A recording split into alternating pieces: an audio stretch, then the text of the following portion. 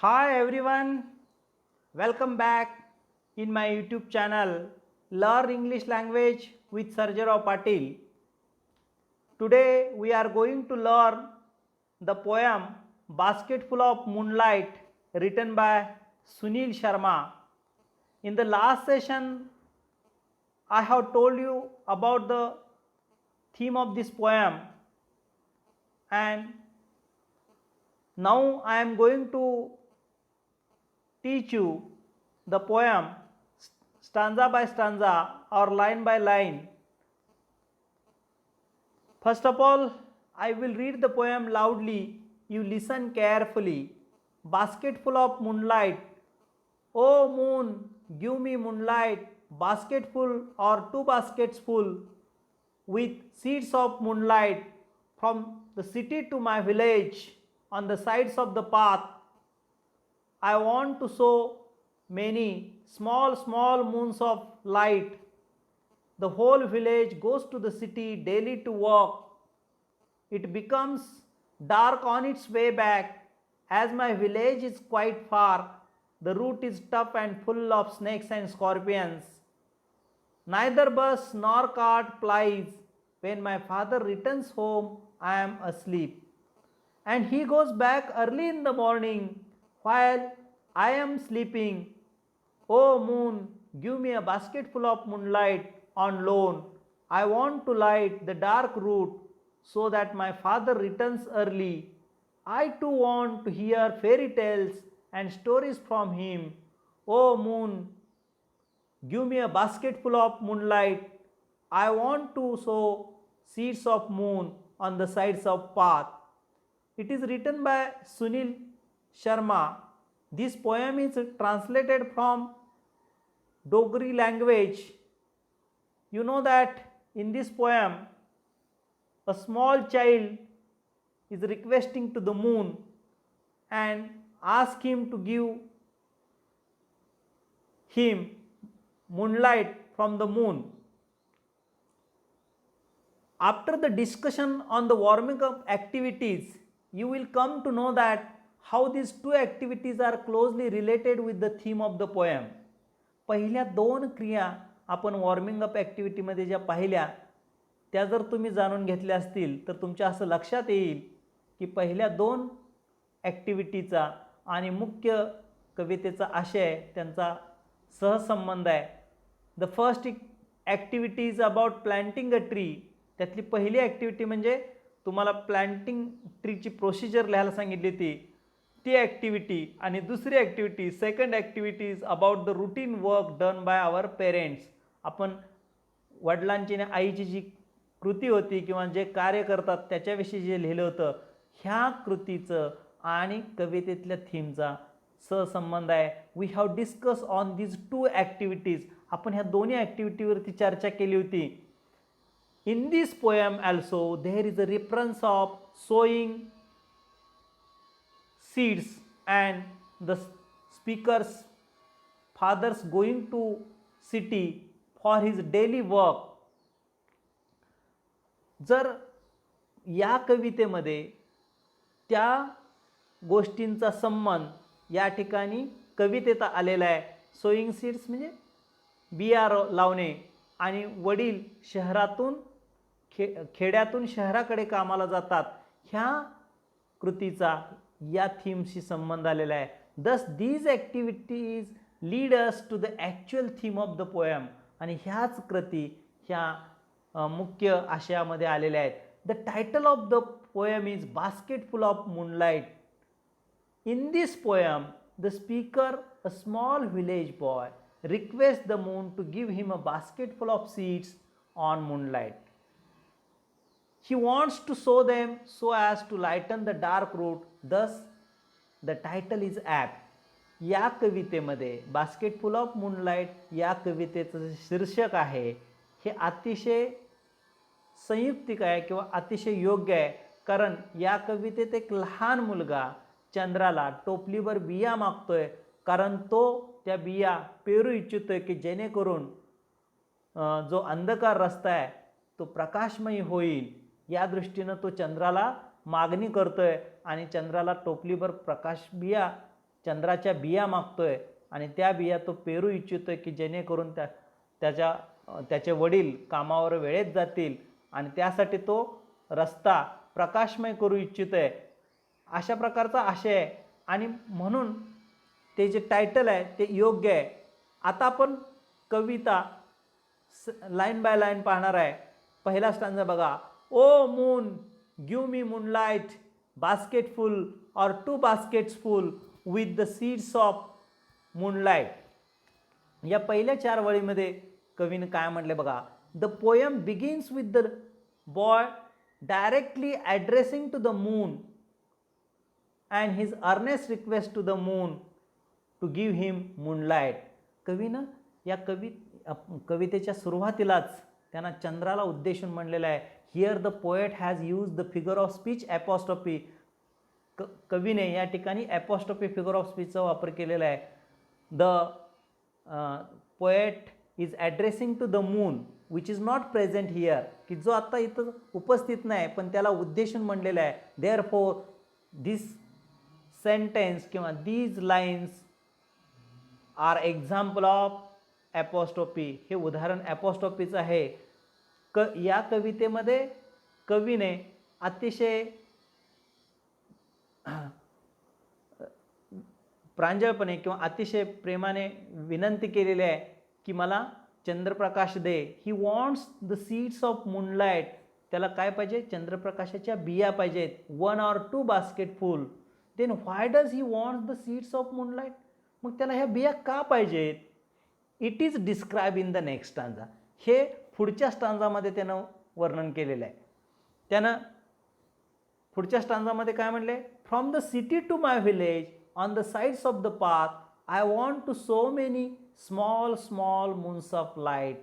The whole village goes to the city daily to work. कवीनं सुरुवातीलाच चंद्रप्रकाशाला असं म्हणलं की मला 1 ते 2 टोपलीवर बिया दे. का दे? तर त्याचं कारण असं सांगितलेलं आहे. If the moon provides him a basket full of moonlight he will sow them on the sides of the path from city to village. जर चंद्राने त्याला टोपलीवर बिया दिल्या तर तो त्या बिया पेरू शकेल. रस्त्याच्या दोन्ही बाजूने शहरातून खेड्याकडे जाणारा किंवा खेड्यातून शहराकडे जाणारा जो रस्ता आहे त्या रस्त्याच्या दोन्ही बाजूने तो चंद्रप्रकाशाच्या बिया पेरू इच्छितोय.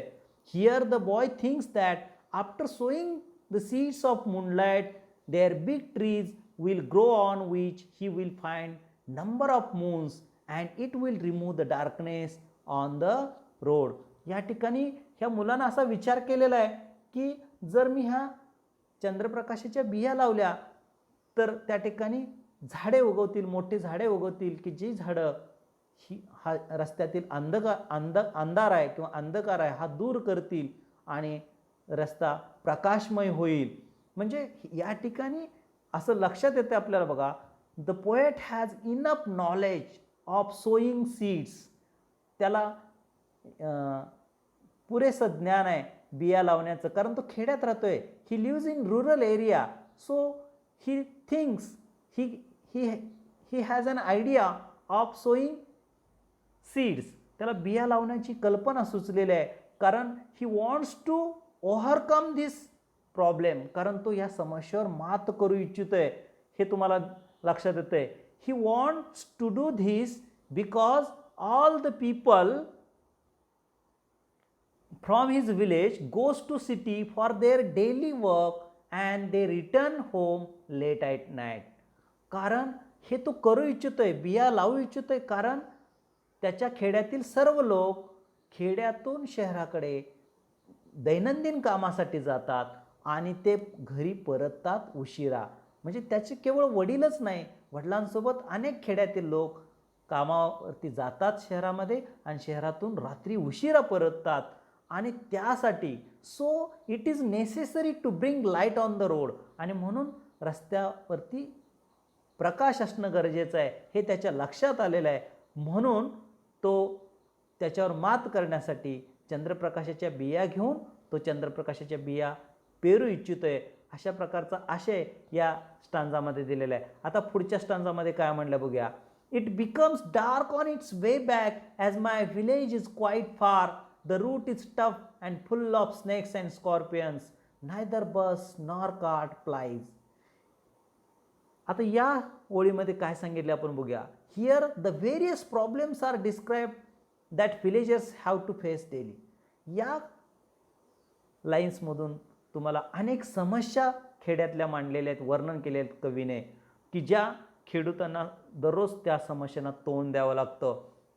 देर are many problems in the village or in the rural area. So the poet highlights these problems through these lines. The distance between the city and village is too much. शहरातून खेड्यामधलं अंतर हे खूप आहे. So the road becomes dark and as they reach at home late at night. तो रस्ता खूप दूर असल्यामुळे जे कामावरून परत येतात, कवीचे वडील असतील किंवा इतर कामगार असतील, त्यांना उशीर होतो कारण ते अंतर खूप आहे. मोर ओव्हर, नुसतं एवढीच समस्या नाही, मोर ओव्हर याही पुढे जाऊन सांगितले, the condition of road is very dangerous. रस्त्याची दुरावस्था आहे. It is tough and full of snakes and scorpions. रस्त्यामध्ये अनेक खडतर प्रवास आहे, रस्ता खडतर आहे, अनेक विंचू साप, म्हणजेच there are many problems on the road. There is no bus service between city and village. Bus सेवा नाही, दळणवळण नाही. So it becomes very difficult for the villages to reach early at home. म्हणून त्यांना खेड्यातून शहरामध्ये किंवा शहरातून खेड्यामध्ये पोहोचण्यासाठी उशिरा होतोय. ते लवकर पोहोचण्यामध्ये अनेक अडचणी येत आहेत. अशा प्रकारचा आशय या कवितेत मांडलेला आहे. कवीने या ठिकाणी खेड्यातल्या समस्या या लाईन्समधून सांगितलेल्या आहेत. पुढं असं कवी म्हणतो, when my father returns home I am asleep and he goes back early in the morning while I am sleeping. Among these villagers there is the father of the speaker also who reaches home late at night. म्हणजे त्या खेड्यातले जे लोक आहेत त्यांच्यापैकीच कवीचा वडील आहे की जो घरी उशिरा पोहोचतो. When father returns home the boy is asleep. जेव्हा त्याचे वडील घरात परत येतात कामावरून त्यावेळी मुलगा झोपलेला असतो. And on the next day when the boy wake ups he finds his father left home early in the morning so as to reach his work place. सकाळी जेव्हा तो उठतो तेव्हा त्याला असं आढळतं की त्याचे वडील पुन्हा कामावरती लवकर निघून गेलेले आहेत, कारण कामाच्या ठिकाणी वेळेवर पोहोचण्यासाठी वडिलांना जावं लागतं आणि त्यामुळं त्याला वडिलाचं प्रेम मिळत नाही. दस he doesn't get the loving company of his father. त्याला वडिलाचं जे प्रेम आहे किंवा वडिलांचा जो सहवास आहे तो त्याला मिळत नाही आहे. So he feels miserable and wants to provide a solution on this problem. त्यामुळे तो उदास झालेला आहे, हाताश झालेला आहे की काय करावं, what to do, how to overcome this problems. या समस्येवर कशी मात करावी यासाठी तो विचार करतोय. He wants to provide a solution on this problem. तो त्याला उपाय शोधतोय. So in the next stanza he once again demands the moon for the seeds of moonlight so as to fulfil his desires. पुढच्या स्टांजामध्ये पुन्हा त्यानं चंद्राकडे चंद्रप्रकाशाच्या बिया मागितलेल्या आहेत, कारण तो त्याची इच्छा पूर्ण करू इच्छितोय. कारण त्याला वडिलांना भेटायचं आहे आणि जेणेकरून वडील लवकर कामावर नेतील तर त्याला त्यांचा सहवास मिळेल. आणि त्यासाठी तो पुढच्या स्टांजामध्ये पुन्हा चंद्राला चंद्रप्रकाशाच्या बिया मागतोय. ते आपण पुढच्या ओळी बघून त्याचं एक्सप्लेनेशन बघूया. O moon give me a basket full of moonlight on loan. I want to light the dark route so that my father returns early. I too want to hear fairy tales and stories from him. मी मगाशीच सांगितलं की पुन्हा एकदा कवी त्या समस्येवर मात करण्यासाठी चंद्राला विनंती करतोय की मला एक टोपलीभर चंद्रप्रकाशाच्या बिया दे, कर्जावरती दे. Here the boy requests the moon to give him a basket full of moonlight on loan. कर्जावरती मागतोय. बघा कर्जावर घेणं हे त्याला माहीत आहे, कारण वडील शेतकरी आहेत. ग्रामीण भागातील शेतकरी अनेक गोष्टी कर्जावर घेतो. मग शेतीचे अवजारे असतील, शेतीचे बियाणे असतील, खतं असतील, हे त्या मुलाला पुरेसं ज्ञान आहे. It seems that the boy has the knowledge of getting seeds, fertiliser, farming equipment on loan. त्याला कर्जावर मिळतं हे माहिती आहे. The farmers can get this things on loan. शेतकऱ्याला ह्या गोष्टी कर्जावर मिळू शकतात हे त्याला माहिती आहे. Sometimes the government provide subsidies on this thing. कधी कधी सरकार याला सबसिडी देतं, अनुदान देतं, हेही त्याला पुरेसं ज्ञान आहे. आणि त्यामुळे तो चंद्रप्रकाशाचे बिया कर्जावर मागतोय. आणि नुसतं कर्जावर मागत नाही, तो कर्जावर मागतोय याच कारण असं आहे की तो रस्ता जो आहे, अंधकारमय रस्ता, तो प्रकाशमय करू इच्छितोय. With this knowledge he demands the seeds of moonlight on loan. त्याला हे ज्ञान आहे की वडिलांना सगळं कर्जावर मिळू शकतं, तर मला सुद्धा तू चंद्रप्रकाशाचे बिया कर्जावरती दे. Because anyhow he wants to overcome this problem. कारण कोणत्याही प्रकारे तो त्या समस्येवर मात करू इच्छितोय, अंधकारमय रस्ता प्रकाशमय करू इच्छितोय. With this seeds he wants to light the dark road so that his father would return early. त्या बियाच्या साह्याने तो रस्ता तो प्रकाशमय करू इच्छितोय की जेणेकरून त्याचे वडील कामावरून परत लवकर येतील. And if his father returns early home, जर त्याचे वडील कामावरून लवकर परत आले, त्या ठिकाणी अर्ली 2 वेळा झाले चुकून, तर त्याचे वडील कामावरून जर परत लवकर आले, he will be able to hear fairy tales and stories from him. तो त्याच्या वडिलांच्याकडून परीकथा गोष्टी ऐकू शकेल. He will enjoy the company of his father. आणि महत्त्वाचं म्हणजे त्याला वडिलांचा सहवास लाभेल आणि त्याचा त्याला आनंद घेता येईल. This is the only wish that he wants to fulfil. आणि केवळ हे एकमेव कारण आहे की वडिलांना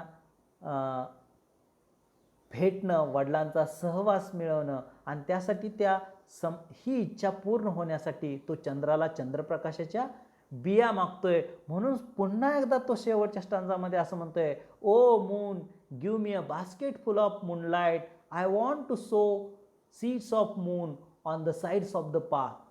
So in the last stanza, which is the repetition of the first stanza, he once again requests the moon for moonlight and makes his intention clear. पुन्हा एकदा तो चंद्राला चंद्रप्रकाशाच्या बिया टोपलीवर मागतोय की जेणेकरून दोन्ही बाजूने तो त्या बिया पेरू इच्छितोय आणि अंधकारमय रस्ता हा प्रकाशमय करू इच्छितोय. म्हणजे त्या ठिकाणी त्याचा हेतू स्पष्टपणे दिसून येतोय की he wants to overcome these problems in the rural area or in the village.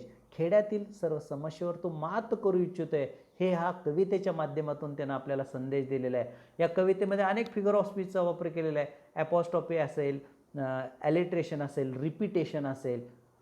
We will discuss these figure of speech in the next session.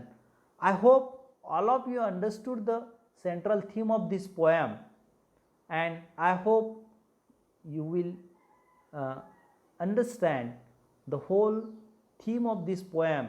तुम्ही ही कविता समजून घेतलेली असेल आणि घ्याल निश्चित, मला आशा आहे. If you like this video, please like, share and subscribe my YouTube channel. Thank you very much.